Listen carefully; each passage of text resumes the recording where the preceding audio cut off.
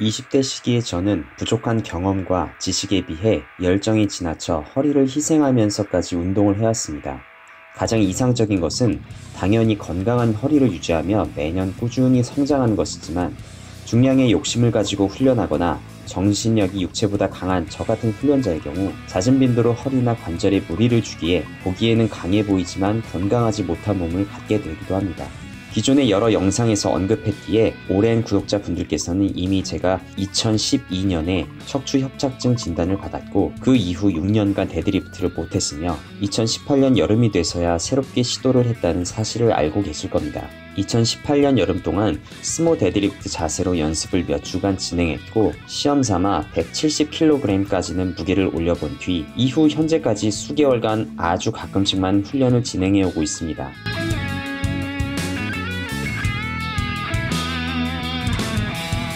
2012년 당시 의사의 진단에 의하면 저의 허리를 망친 원인은 크게 두 가지였습니다.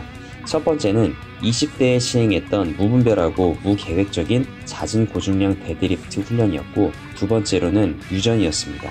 그리고 무리했을 시에는 요추 부위의 통증 이외에도 신경이 눌려서 그런 건지 다음과 같은 불편한 증상들도 동시에 나타나고 있습니다. 소화불량, 체중 감소, 그리고 스쿼트 중량의 감소. 따라서 저에게 있어 데드리프트란 건 열심히 해봤자 득은 없고 실만 있는 종목이 맞기는 합니다. 사실 이전에 저는 허리 힘이 강한 편이라 생각했습니다. 사람들이 등을 굽힌 상태로 데드리프트를 하면 크게 다치며 허리가 아프게 된다고 할 때 저는 정말 오랜 기간 멀쩡했으니까요. 그 오랜 기간 동안 등 하부의 피로감이 저에게 귀뜸을 해줬고 점차 기분이 안 좋은 증상들 하나하나가 분명히 제게 경고를 했지만 문제는 몸의 솔직한 피드백에 제 의지가 반응하지 않았다는 겁니다. 그냥 강한 자극에 곧 익숙해질 거라고 그러다 보면 점차 강해질 거라고만 착각했던 거죠. 그렇게 60kg의 몸무게로 컴밴 데드를 160kg까지 들을 수 있을 때까지 허리의 소모만 지속됐을 뿐 더 이상의 발전은 없었습니다. 그리고 더 이상 데드리프트를 꾸준히 할 수가 없게 되었습니다. 지금도 이런 생각을 해봅니다. 그때 내가 훈련을 지혜롭게 했다면 어땠을까?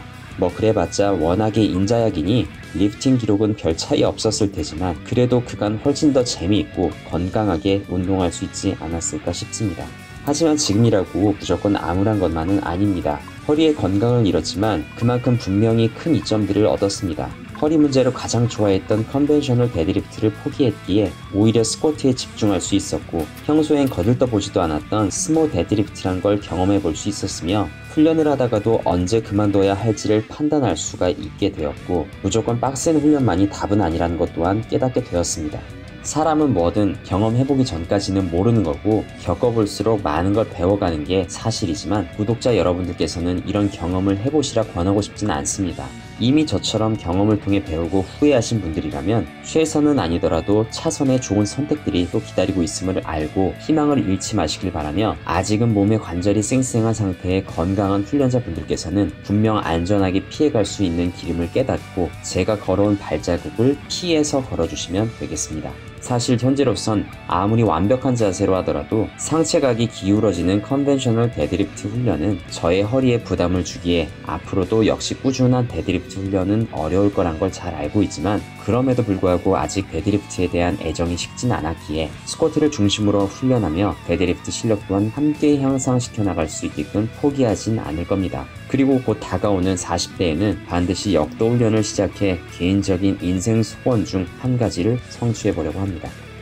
이상 도미닉이었습니다.